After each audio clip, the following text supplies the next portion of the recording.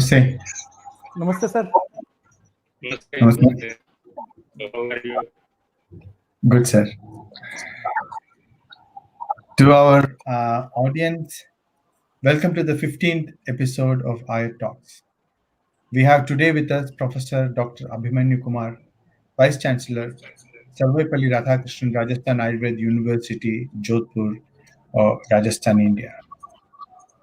Let me remind you, we are having this discussion on the same week when one of the stalwarts of Ayurveda passed away, Dr. P.R. Krishna Kumar. We are organizing a special commemoration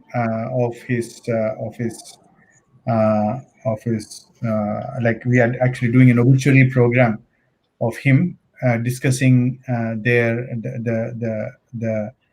interactions which people had with him, the prominent people in the Ayurveda area or field of sector of Ayurveda.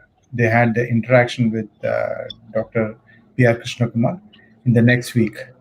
So, but remembering him and remembering Dr. P.R. Krishna Kumar's considerable and unquestionable contributions to the Ayurveda field. Let us start this episode of AYUR Talks. AYUR Talks is being organized by the World Ayurveda Foundation. World Ayurveda Foundation is working in the area of Ayurveda Renaissance. World Ayurveda Foundation is better known for the biennial World Ayurveda Congresses it conducts. World Ayurveda Congress is the largest global platform for Ayurveda clinicians, academicians, researchers, industry, and other stakeholders to exchange their ideas and create new dimensions of growth in the sector. World Ayurveda Congress started in 2002 and had until now 8 editions of it conducted across the country. The 9th one, posted for 2020, has been postponed owing to COVID pandemic. The run-up to the 9th World Ayurveda Congress, World Ayurveda Foundation has organized this interview series, the AYUR Talks. World Ayurveda Foundation is primarily supported since its inception by Vijnana Bharati. Vijnana Bharati is one of the, if not the largest science movement in the world. Vibha is a vibrant movement for the development of Swadeshi sciences, interlinking traditional and modern sciences adapted to national needs. Vijnana Bharati has 22 units across the country. It works in 11 different areas to autonomous institutions, independent organizations, and also project initiatives. In organizing AYUR Talks, World Ayurveda Foundation is supported by Journal of Ayurveda Integrative Medicine, the most prominent medical journal in the integrative medicine area, with a considerably good impact factor and a citation in the sector and published by Elsevier. We are also supported by NASYA, National Ayurveda Students and Youth Association, which is a national movement with its branches and subunits in all states of India. In organizing this series of AYUR Talks, we have been supported financially by Sri Dhuta Papeshwar Limited, one of the oldest and most respected industrial houses of Ayurveda. We wholeheartedly thank the management of Sri Dhuta Papeshwar for their support for this program. AYUR Talks is a pursuit in wisdom.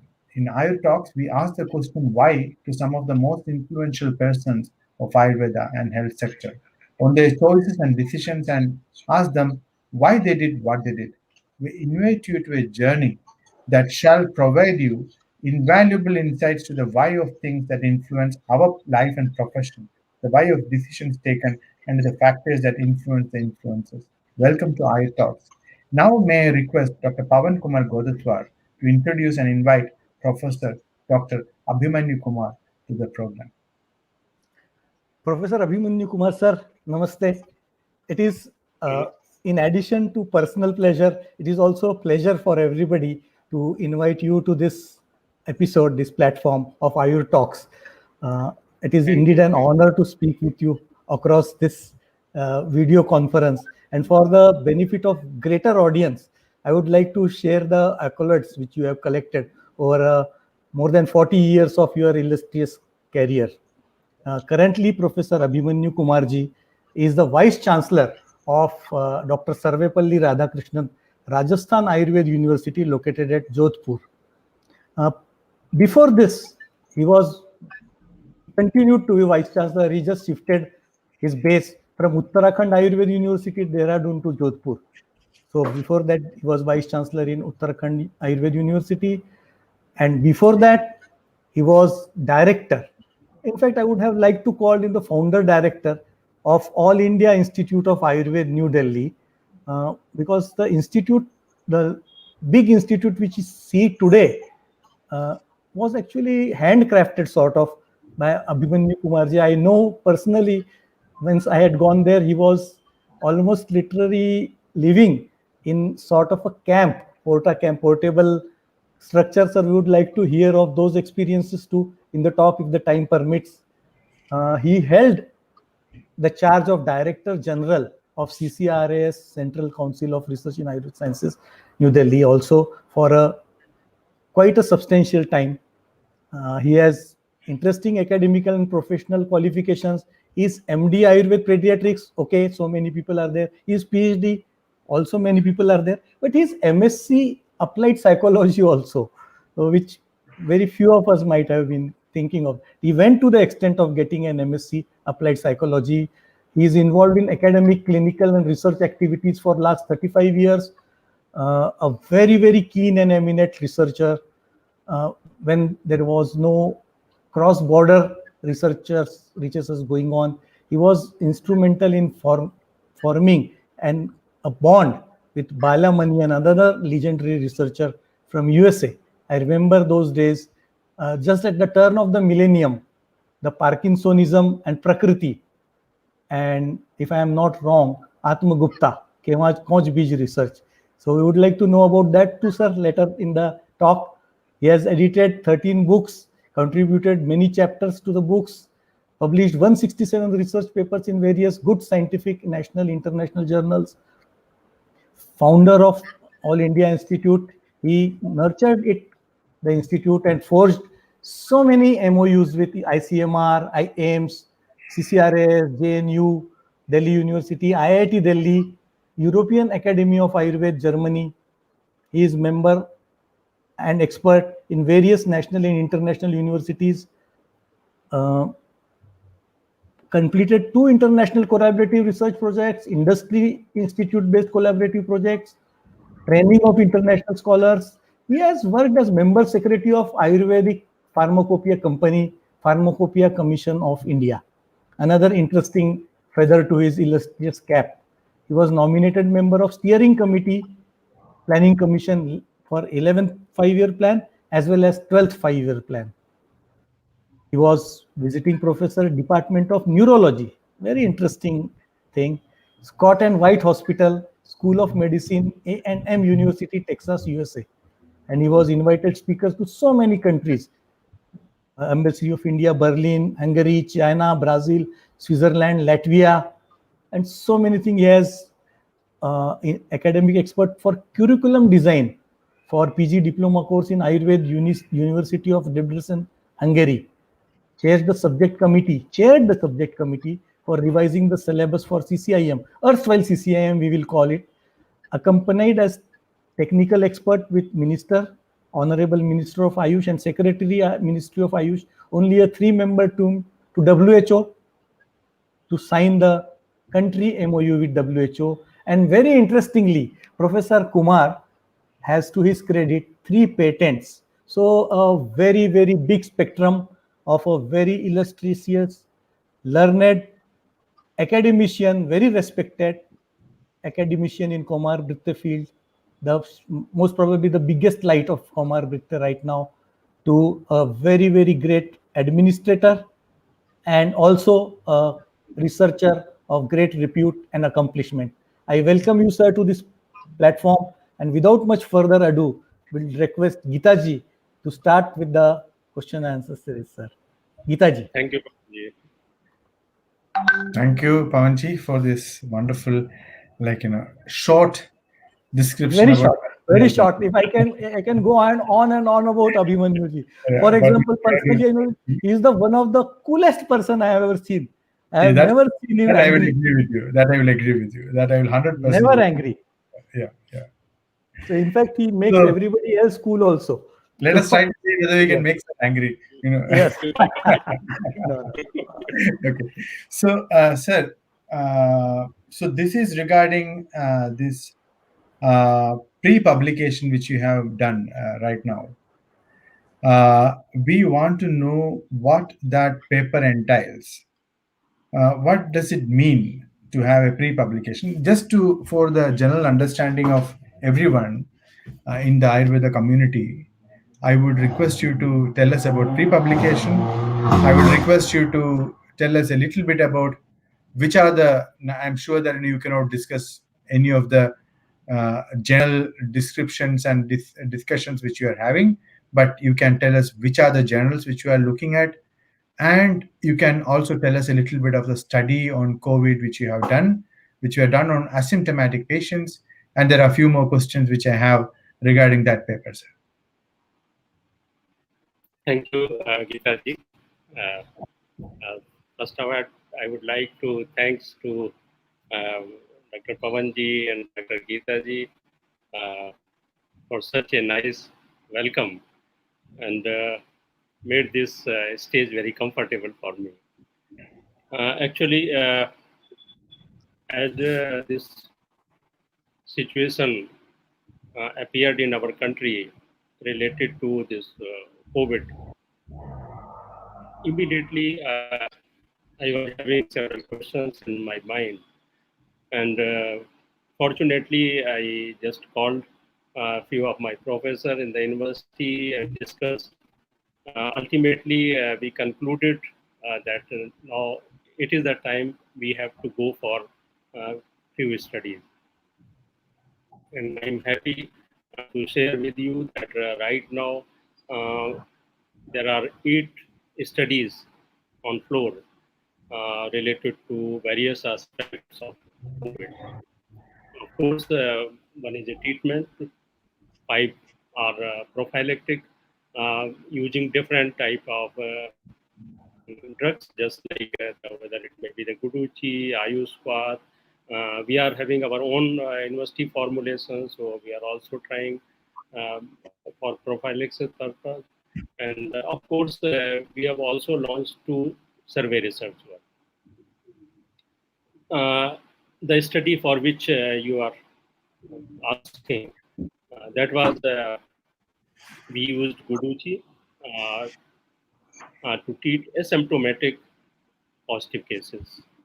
So initially there was big problem because just if you just start with the phase of lockdown till today, a lot of changes are there in the system, in the pattern on which the patient they get admission or get discharged.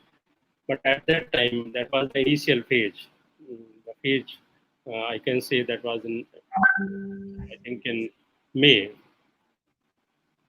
So we got opportunity to treat such cases, uh, and it was again a very good thing for all of us that it was a standalone study. There was no, and I think that was the first study I can say because that time big resistance everybody was feeling to start a standalone treatment. So we started with that, and we deployed our residents in modern COVID hospital because at that time we were not having COVID hospital in our institute, and we started this study. It was very surprising to note that when we received the reports of these patients, so even after third day, there was means evidence to uh, being negative from this infection, and it was very surprising to the modern fraternity also, which were in charge of the center and those doctors who were also involved with the parallel work related to COVID. Ultimately, uh, within 8 or 10 days, all the patients, they got discharged from the hospital because everybody was negative.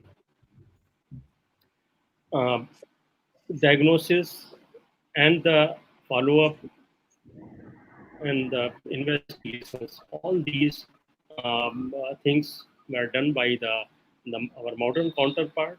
We were simply concerned to observe the patients, to provide medicine so that authenticity may be maintained. Very exhaustive um, case reporting format we applied with all the formalities. We went for the CTRI, ethical committee clearances, and whatever was required, we completed all those. Ultimately, I just want to tell that coincidentally, we got some cases which were treated uh, by hydroxychloroquine and the number was bigger than our sample size. So we were having completed case 40 and the comparator was 51. So it was very good means a study now. What we did, we went into retrospective. Initially, we completed our study in prospective, but that is another research paper. So we have already submitted somewhere else. But when we got this data to compare our study with the modern drug, so then we again prepared one paper that was a retrospective study, and we submitted with a very reputed journal. And before that, because you know that now the preprint option is also there, and that is supported by most of the leading global journals. So that is there, and we every day we used to receive some comments, some even within few days there is one citation also, even with the preprint stage. So I think I'm not sure, but the future will tell. Hopefully, we will get the publication, and that may be. I think right now there is no treatment paper which is in public domain. So that's my understanding. I don't know. It may be. So this is the scenario what you just asked related to this COVID study. So one question regarding that. Uh, the study group was in Jodhpur and the control group was in Jaipur, if I'm right. I don't know, Yes, something like that. perfect, perfect, perfect. Yeah. So tell us about that. How did we compare these two cohorts, which are in two different sites? So because here, whatever we did means we adopted the same parameter, same format, everything was same. Simply location was different. And means there was no any Ayurveda intervention or any approach with that Jaipur group, but other things were completely similar. And Why couldn't we? the most important thing which our modern counterpart used to ask, um, why not RCT? So you know that at this stage it is very difficult, and we were having only one criteria that if the patient is willing to participate in the study, we used to register because at that time there was no any other option. So, in to understand a little more, uh, there are two questions. One is why did you not treat another 20 patients as control from Jodhpur itself? One, two. Like how do you think this particular result is going to impact the clinical practice of management of COVID? Like what would be the impact of this paper which you are doing? So you know that when we started this study, the atmosphere for research Ayurveda drug was not very congenial. So we know that how we got the chance, we got the permissions, and practically it was very difficult to get more cases. So that was the limitation of this study. And the practical implication of this study, what I just visualized that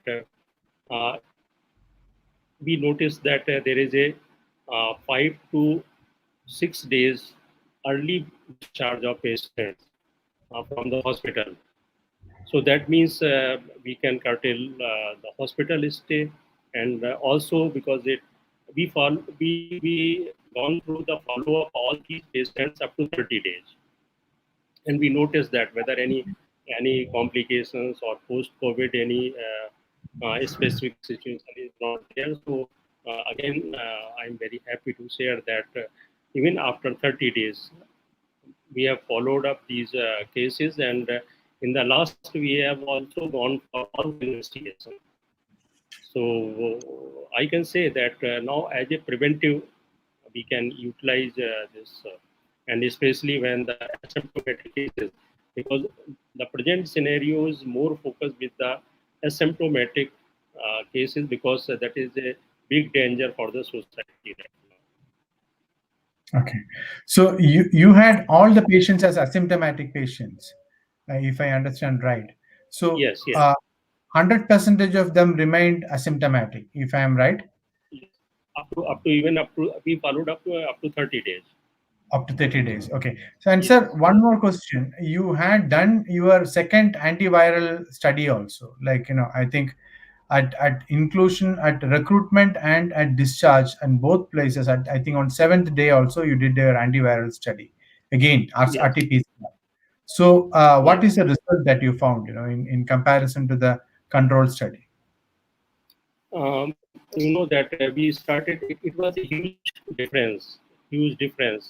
When in our group, it was about 85%, and not exactly I'm recalling, but it was about 16 or 18%, like in control group. But on 15th day, it just on 15th day, ours were 100%, and the control was about 80% plus. Okay. Okay. Pawanji, I have exhausted my question regarding the clinical. No, but just to highlight that, Professor Abhimanyu Kumarji and Jodhpur Ayurveda University has been hogging the limelight, has been hogging the headlines of the newspapers of Rajasthan. Every few days there is a headline that ये और एक चमत्कार कर दिया, guduchi hydroxy chloroquine से बेहतर साबित हुई, and that sort of thing. उसके लिए आपको बहुत बहुत बधाई हो सर. हम भी बड़े बेसब्री से इंतजार कर रहे हैं आपके पेपर का. बहुत रेप्यूटेड जर्नल में वो जल्द से जल्द पब्लिश हो. सर, मैं जयपुर में रहता हूँ, इसलिए जानता भी हूँ कि कितनी कठिनाई हुई होगी आपको. I know that what you told in passing, that the permissions and the regulations which govern the research. So can you walk us through, sir, what were the steps you took, how you converted? I heard that your hospital itself is a COVID care center or a COVID hospital. So what all steps and what all permissions from ICMR and what all rigors you went through before arriving at this publication level? So I will just tell you that again, I'm just proud to say that just right in the beginning, our university hospital was means designated as quarantine ward. So that in the beginning, I think that was a big achievement at that time, and we uh, we were very happy because that in the beginning it is time to come in front of this very means it was first time. So everybody was just mum and not able to say anything. But of course, it was a big challenge. So it was a meeting with the district administration and we propose that yes, we are ready to offer our services for this particular thing. And even the district magistrate, as you know that when we talk about the act, so the power centers at the national level is the prime minister, then the chief minister, and at district level the district magistrate. So, so he visited to our hospital and with his complete medical team, and he was very happy to see the arrangements and what we want to do at that particular center. So then immediately after a brief meeting, uh, they declared that it will be the first quarantine center. And initially, we took all those cares, even in quarantine center, just like now we are taking care in COVID center. So with that intensity, we started. And of course, this particular study that has not been completed in our hospital. That study we completed in modern hospital, but because at that time it was not the COVID ward. Of course, depending on the situation of the Jodhpur city. So right now there are two government hospitals, including Medical College Hospital. One is AIMS Hospital. So and the fourth one is our university hospital. So now there is a policy, and by that policy, so there is a system. Uh, so first, the patient will be admitted here, then it is full, then they will be shifted here. So yes, after several phases, now again we are ready to receive patients again, because Sir, after a phase we used to give gap of 15 to 20 days just to sanitize everything and complete other formalities. So the system behind is completely with us, and we receive all the supports, whether it may be the district administration, the medical departments, and so there is in that way we are not having much issue. I think in the beginning what we have shown with the quarantine ward, I think that paid us a lot. maybe, sir, because prophylaxis studies are going on everywhere. Even add-on studies to the conventional therapy is the norm. But to get approved, a standalone study is a great achievement in itself. I was asking specifically for that. How did you manage to convince ICMR to give you permission for a standalone study? That was my basic question. But I know that your huge reputation also precedes you. Sir, there is a story when you started in All India Institute, the AIIA, as a director. You were compared to Adaraniya Param Pujya Madan Mohan Malviya ji, that he also traveled all over India to handpick teachers and faculty for BHU. In the similar fashion, you traveled all over India. You picked R.K. Yadav ji from north to Harti ji from south, and then you raided the entire Jamnagar Institute and carried off 7 to 8 good people like Pradeep Prajapati ji, etc., Galib ji to your institute. And you are also known as a visionary, as a great educationist. So I am just shifting the focus from COVID to education.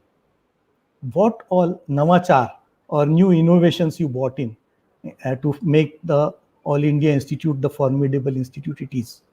What you did there, then you shifted to Vice Chancellor Uttarakhand and then Vice Chancellor at Jodhpur University. Your experiences as an educationist and what innovations you hold dear to you. Uh, I think it is a this question is very close to my heart, and because when I joined All India Institute of Ayurveda, New Delhi, uh, actually it was simply name. Nothing was there. Simple technical land was there, and I was told that this is the place you have to build a institute. and that institute must be at the level of All India Institute of Medical Sciences. So 2 days I thought, because at that time I was not having any house, so I stayed in a hotel. Uh, so then I decided, because previously there was one office for the director in ministry, but I decided that I will stay here in this barren land. And when I will be here, I will think more focusedly about several things. So, as you said in the beginning, that we constructed a quota cabin there, and structure with some facilities, basic facilities, and so that was the journey we started. I was having only my PPS with me, and one or two contactual staff. After engaging agencies, and because the drawings were finalized before, I found that there are various means problems with the drawings. So I ran here and there just to rectify all those things. So after the effort of 2.5 years, the building part was over. Now it was the time to furnish it. So at that time, I thought that, especially in the hospital, whether we can show that normally what happens when a patient visits to a hospital, there is a specific feeling that I am in hospital, and what why I perceive that is a ill feeling. I am in hospital. So I thought that when a person visits to this hospital, he must feel elevated. So that means we have to take care of each and everything. So I tried to do a lot of changes. They were even with the interior, the furniture, and if you just visit All India and see that there is OPD at 2 floors, and every floor is having a different type of and even different color of furniture with some specific designs. So after this part was over, then the second phase was that to have a good manpower.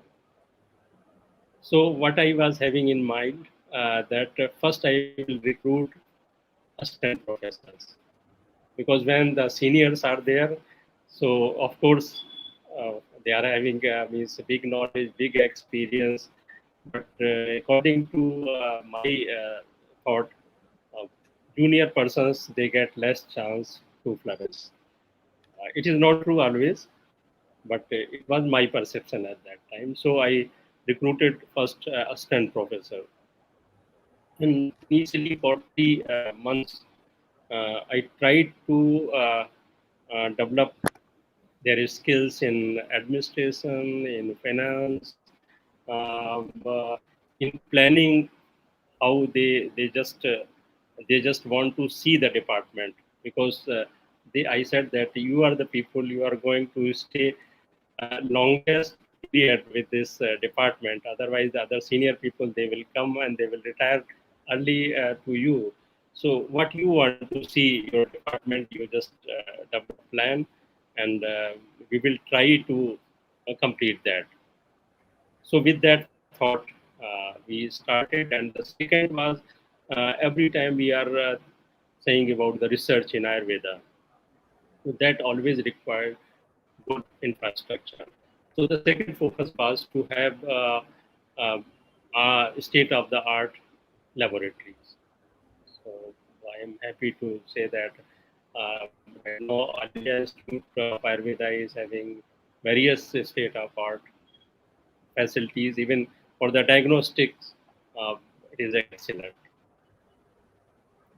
Um, Besides this, when we talk about the teaching methodology, um, we focused more over the skill development. So we revert back to the hospital.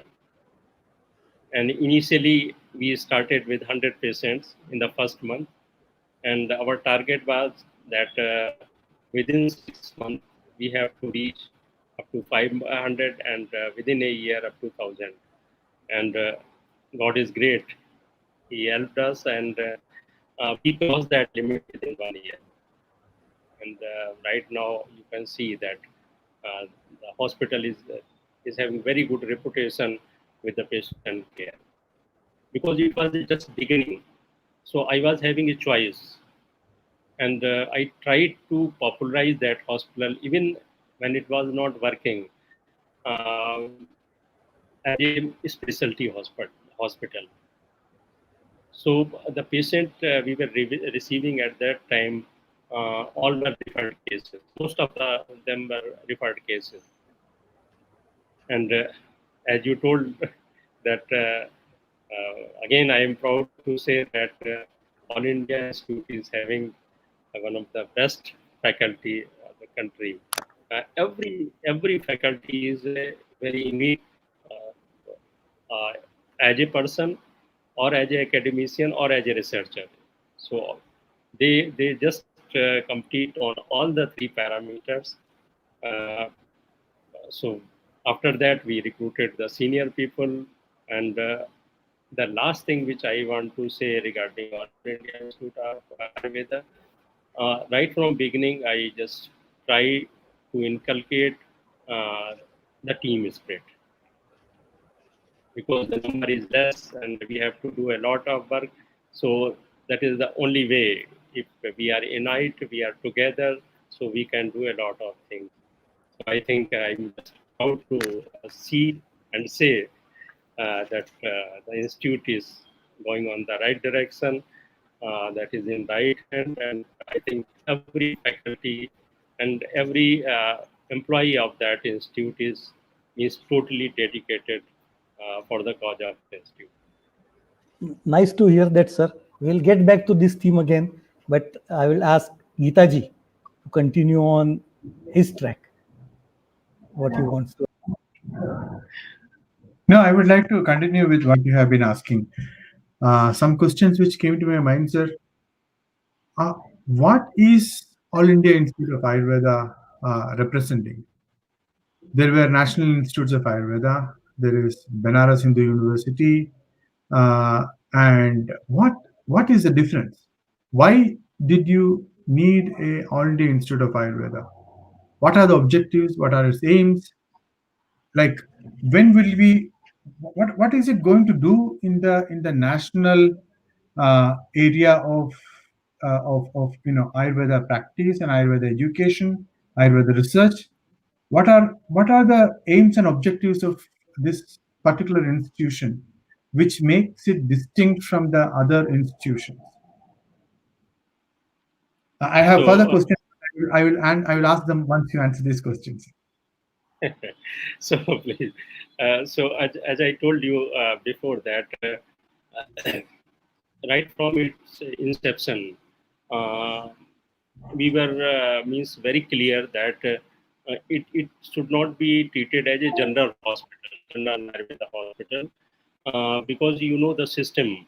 What happens when a person approaches to a primary health center, if it is not having the sufficient means advice and treatment and facilities, it is referred to district hospital, and from district hospital to a medical college of the state, and if it is means out of their hands, so they used to refer to All India Institute of Medical Sciences, New Delhi. So actually, the concept was this, that it should be a national referral Ayurveda hospital. So that was the first, and the second was that besides teaching, because teaching focused uh, more focused with research, because again several institutes are there, colleges are there, but their primary aim is to impart the education. But here means just in hand, the education and the research. So and that is required. And the third is connect with people, because that is a missing part, I can say, and convey the message of Ayurveda that yes, this is the system which can offer you the treatment in those area in which conventional medicine is not having sufficient answer. Okay.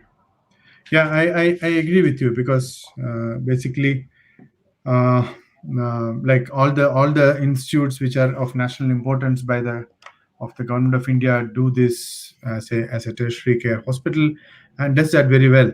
So it is also a regional program of like to be in the capital of the city, and where it makes a statement that is very clear and understandable.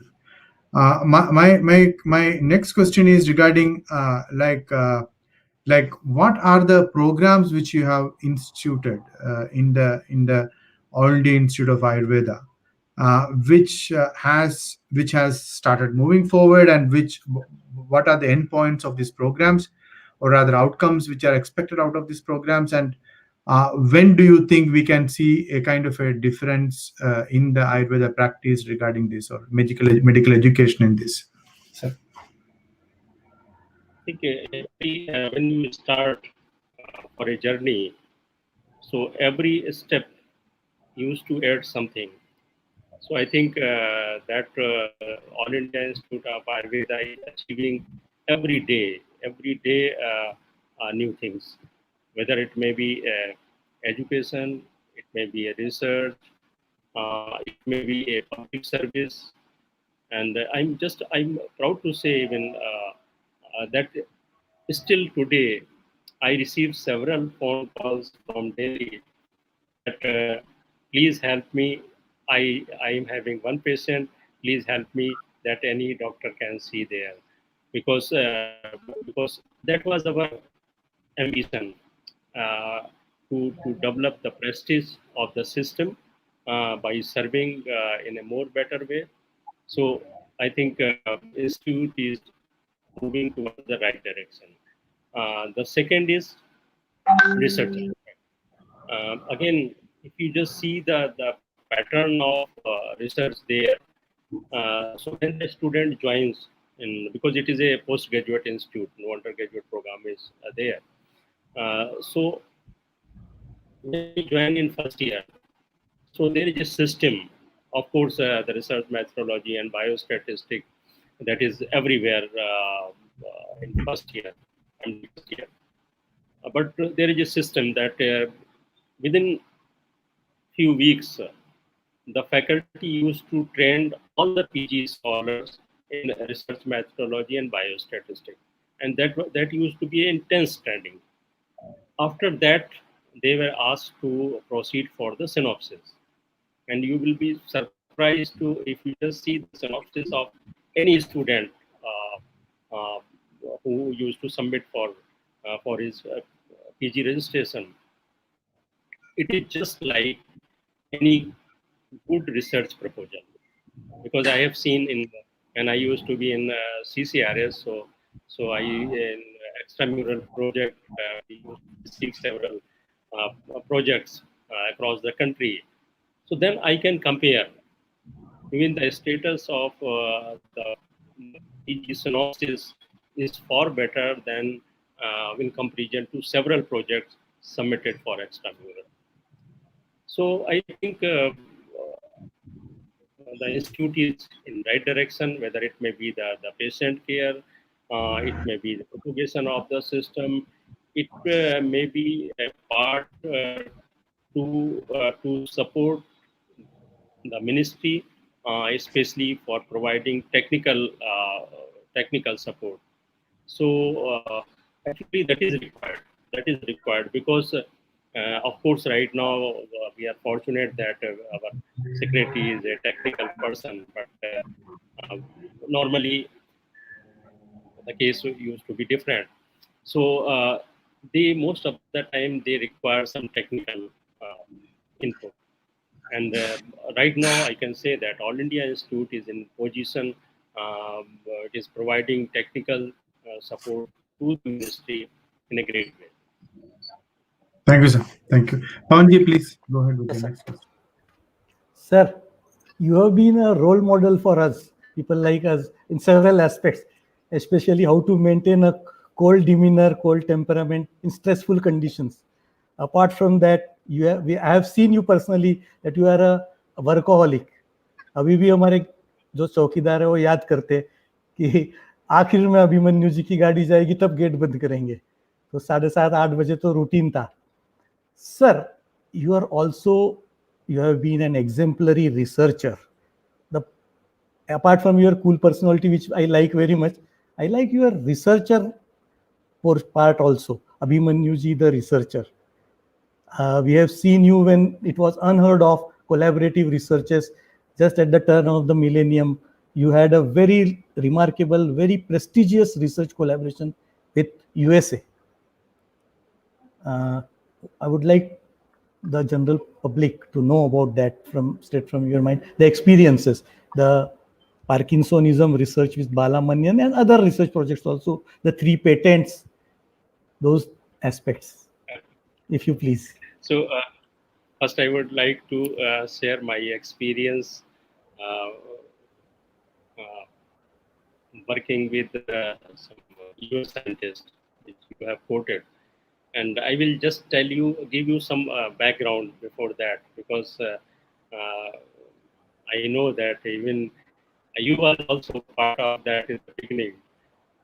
So what happens? It is for information to all that anybody can get the chance.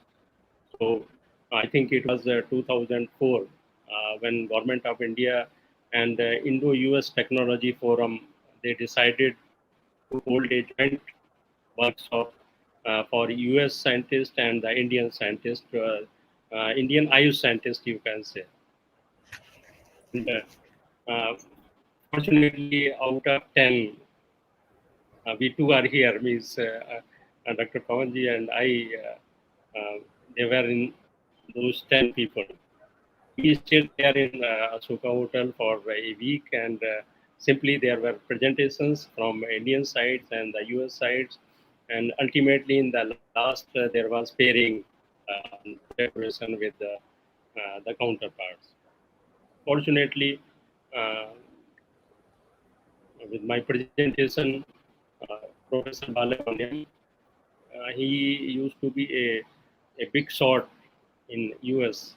Uh, he used to be said that authority in Parkinson's, and the center was a top 10 uh, centers uh, for treating the Parkinson's cases. And just for lighter side, he used to charge 3,000 US dollar for one consultation.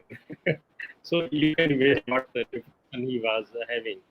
And he was a super researcher. Unfortunately, right now he's not with us.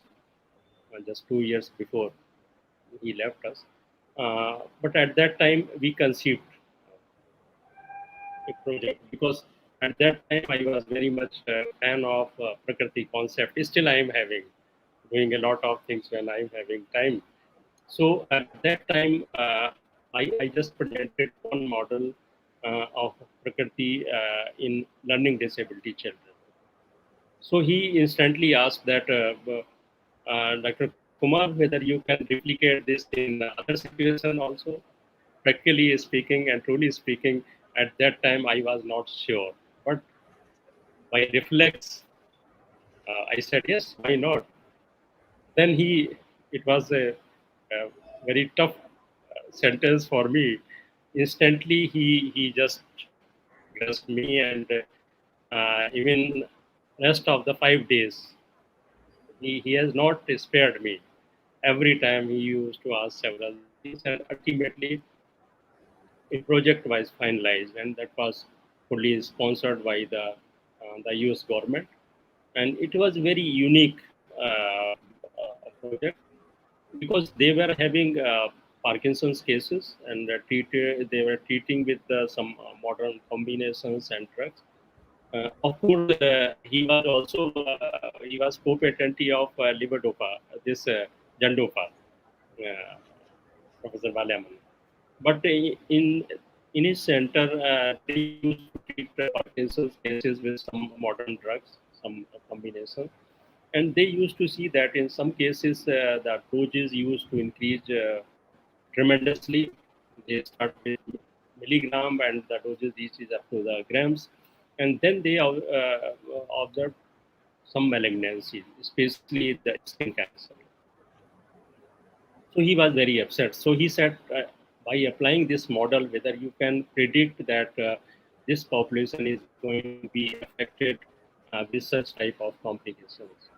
So we started with that in this group of patients, whether the increase in dose will not be there, the complications like normal health complications to malignancy, what will be the status, and those 3 months were very rigorous. Means every time we have to work, because at that time I was not having any other task, not knowing to any other person, so nothing was there except the work. So in that phase, coincidentally, what happened? Uh, I got some idea in my mind, and accordingly, I just listed out some patients, because normally it's thought that with the advancement of age, there is a degeneration of dopamine generating cells.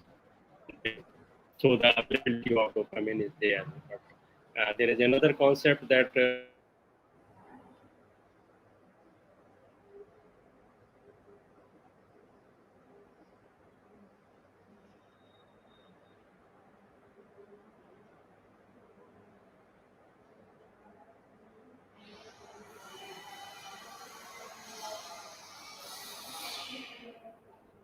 Geeta ji, there seems to be some network problem. Sir, I think So- he's back. There seems to be some network problem.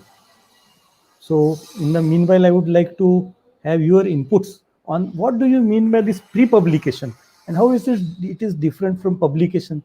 Why are we so hesitant about it, that it is just a pre-publication?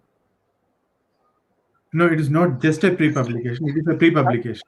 Yes, yes. But, okay. So So sir has joined again. Sir has joined again. Yeah, sir has joined. So I think. please. So please carry on. Sir, please continue. Please. So I found that there are a few patients in which there is no means the signals which I got that there is a degeneration of dopamine generating cells. So I just segregated one more group, and I said that in this group there is a issue of enzymatic hyperactivity. So when I just provide list to Professor Bale, so next day he approached me and said, Dr. Kumar, how you got my data? Okay, sir, I don't know about your data for what you are saying like that. He said, yes, I know that in US there is a very strict confidentiality of data. So you can't get that, but still whatever you just provide me, I compared with my reports, and it is matching 80%. So I'm surprised. And that was the day. It was just means the celebration, and I'm just feeling proud that at that particular day, I I I I was overwhelmed.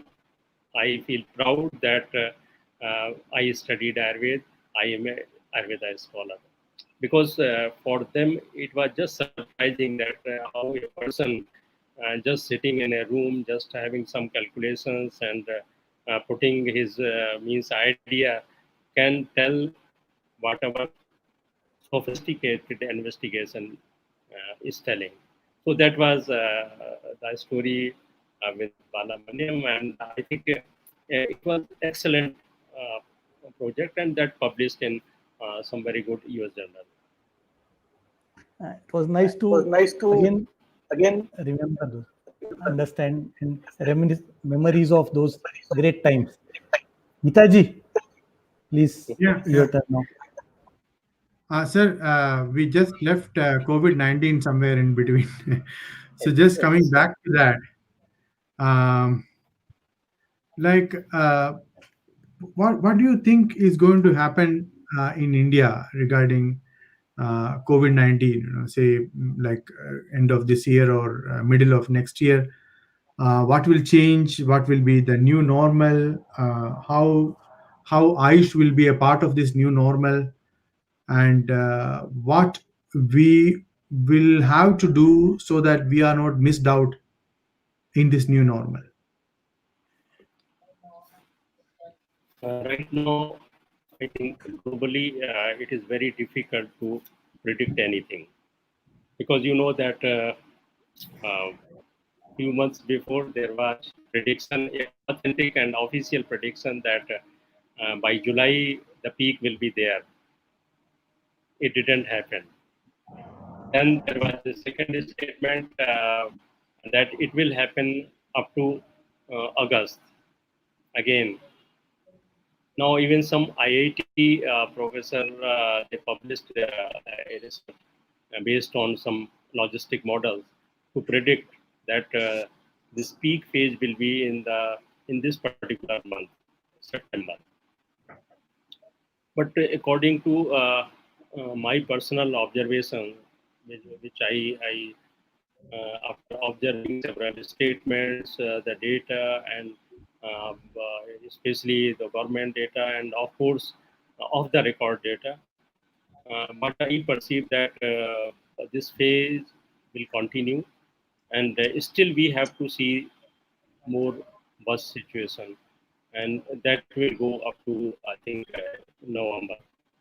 Afterwards, the situation may be a little bit means in a positive side, and by the end of March, I think we will be in comparatively comfortable situation. What is happening right now? That is my totally my.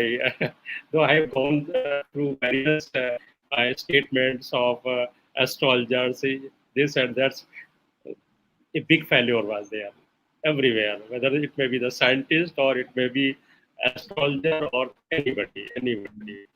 So I'm just trying based on big data. So, and what I am also just seeing that how nicely the people of India, they received, they welcomed Ayurveda right from beginning.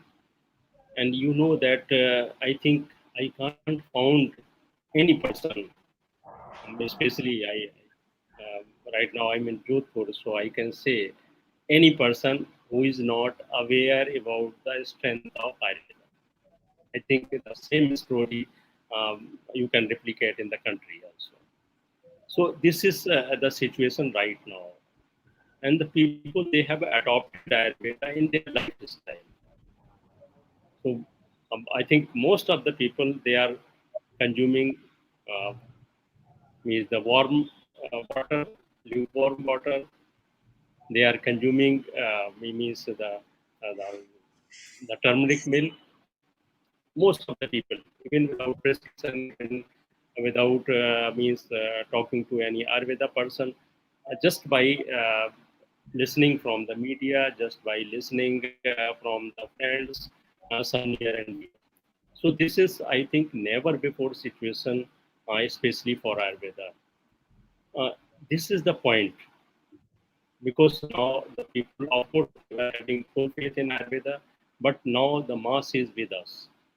They are believing, they are having firm belief in Ayurveda. Now we have to maintain it, and we should utilize this time, because we know that our strength. So after, just like after few months, COVID will be over. whether we are going to be back in the previous situation. So that is a big question. And here, this is the time we have to capture this, and capture not in means thinking about our system, but thinking that by this system we are going to support our citizens. So it is a big task for all the people who are concerned with Ayurveda. So we have to find out, because what we observe during this period, people want solutions. Problem is there; they want solution. Some people, they want solution with some authenticity, means some research support should must be there, and it should not show any untoward effect. So now the person who are concerned with their health care, because Ayurveda taught, everybody was aware about means the consuming this lukewarm water, but now they realized that how this practice is helping to save their health, to save from this particular disaster. Sir, related to that, Dr. Anand Chaudhary had asked a question, which I am sharing here. So he wants to know your views on the post-COVID management advisories of the Ministry of Ayush, Ministry of Health and Family Welfare on 13th September, especially the Ayush section therein given in appendix. You are aware of it, like Yes, having yes. 1 teaspoon of Chyawanprash and like the other medications which has been advised. So, how do you think that it should be implemented? And also, how do you think how effective do you think it is going to be? Based on the current data available from the studies done on Chyawanprash, Samshamani Vadi, and Guluchi, and many other studies, Ashwagandha. So the many studies, I-64. So based on that, what do you think is going to be the outcome of this? Because post-COVID spectrum is quite varied, but even though the most common is breathlessness, continuing breathlessness for a long period of time, and because of the lung involvement. So, uh, how effective these treatments are going to be? Are they prophylactic in terms of post-COVID problems, or are they going to be managing the post-COVID problems? And when do we start this post-COVID management? Is it after COVID, after being COVID negative, or while you are in the treatment for COVID management? What is your opinion, sir, and how would you advise your patients? Hmm. So I think thanks to Professor Chaudhary for putting this very nice question. Uh, I think ultimately everybody realized that there is no way other than Ayurveda. So now the Ministry of Health officially they come out with some uh, recommendations that includes, I think, the half of the part of their recommendation that include IUS advices. Most of the advices, I think all the IUS fraternity, they are already pushing very hard in the society, and coincidentally, or the public or the common public even, that is quite aware of all those things. But here they recommended it post-COVID. In my opinion, and what we recommend, that we should not wait for when the complication used to arise after COVID. It has to be started even before that, because whatever recommendations are there, they are having means dual action. They also have very good impact in prophylaxis as well as for the management. So, in my opinion, one should not wait for to have some to develop some complication then to start. It should be started after, even immediately uh, after COVID negative report is there, because initially we were having one experience when we conducted this study of Guduchi, and even after the initial treatment was over and the patient, all the patients were negative, still we continued our Guduchi for next 30 days. And in our study, what we observed, even after 30 days, there was no any, absolutely there was no any feature which was linked with the COVID symptoms. When we compare this to the control group, in several patients, we noticed mild type of symptoms.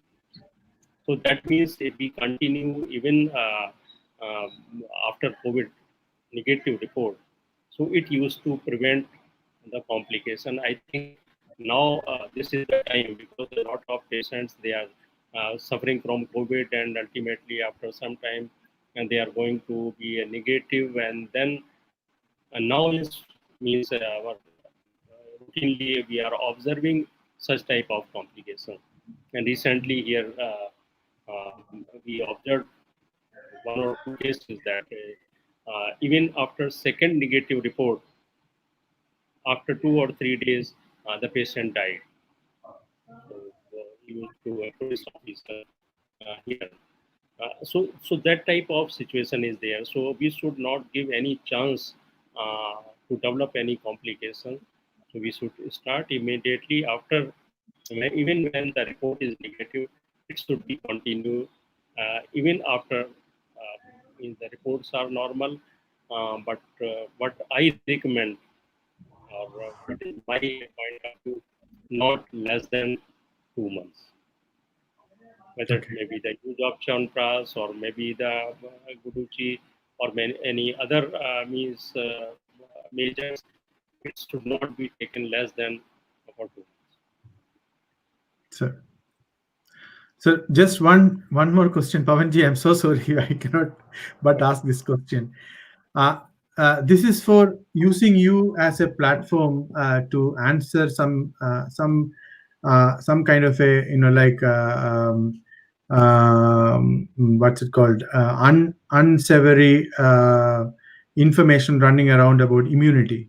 I just want to ask you if you, sir, I'm clearly, evidently understanding what you might be answering, but I'm asking you this question so that you would be able to give this answer. That if somebody keeps on taking immune enhancing medicine, won't our immunity increase so much that we will be reacting to anything and everything in the world, so that it is so bad for us? How long should we take an immunity medicine? And because that's what modern medical doctor says, you enhance in immunity. Oh, that is very bad, because enhancing immunity means you are enhancing your body's response, and it is always not necessary, and there are many diseases which happen because of hyper reaction of your immune system. So what exactly do we mean? How long should we continue? How long should we request a patient to continue a medication for immunity? I'm talking about a prophylaxis. And when is there a gap in between the immunity medications, and can we combine different kinds of immunity medications? And if we want to restart, when should we restart? So I think what you said, uh, whether our drugs they are going to enhance the immunity up to the level the body is able to cause uh, autoimmune disorders. So I think this is the beauty of Ayurveda. Whatever drugs we prescribe or mentioned in Ayurveda, they are not immuno-enhancing. Actually, they are immunomodulators. They used to modulate the system because low immunity and high immunity both are means not good for our health. And just by increasing immunity up to means highest extent, it is not going to make us a he-man, definitely. So the beauty of system is that here they are there in our means the system to regulate our the immune system. And again, the immune system is not simply a targeted one. if you just think about immunity, a lot of means other system, our body system, they get involved to ultimately what we say the immunity of a person. So just see that when we prescribe several even spices, even simplest one is the using milk and haldi and the simple guduchi, because before that guduchi was nobody was just worried about the guduchi. Now every person, I can again say, in Jodhpur, he or she knows name guduchi. So they are consuming, and of course there should be some limit. Again, initially what happens, the people they are distributing kadhas, and kadha means one dose, two dose, three dose, and they feel that the immunity will go uh, high and it will regulate the system. It takes time. Takes time. I think no any immunomodulatory mechanism can happen if we are not giving sufficient time to body to work. So even 4 to 6 weeks, according to my opinion, it is the minimum period, and it may go up to 3 to 4 months. Of course, after that we can have a break. That is always required, and because then even our body used to do several things with the support of what we received previously with the immunomodulator drug. So ultimately, we should hand over our body to the nature to develop, because everybody is not receiving immunomodulator drug. Even then, their immune system is capable to handle such type of situations. So of course, Ayurveda drugs, what we say, it is the concept is totally different from modern medicine. So now even the modern medicine experts, now they are realizing this concept, and that's why they are consuming guruchi, because you know that in here what happens. It is a very good incident. I would like to share with you all.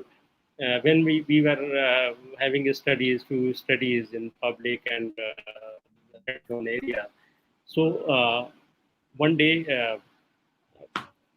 the president of Resident Doctors Association of Jodhpur Medical College, he approached me with folded hands that, sir, we need your drug, because that is the only thing which can save us, because we are exposed with so bad condition as nobody is there to take care of us. And I am happy to share that we provide medication to 120 uh, resident doctors, and they were so happy. Even they sent several letters, emails to me that even their own means previous problems, they were having cough, they were having allergy, this and that. Previously, that has also resolved.